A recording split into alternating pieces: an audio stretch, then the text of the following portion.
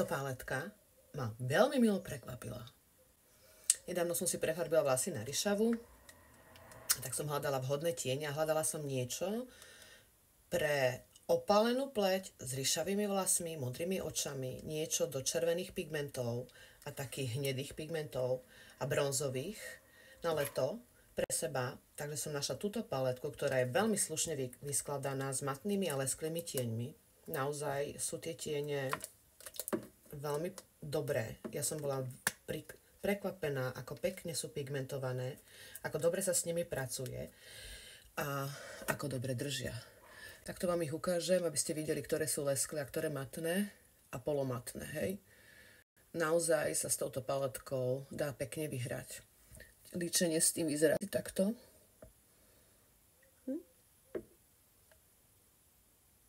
A tu mám nasvačované tie tieniky, takže si ich môžete takto pekne pozrieť.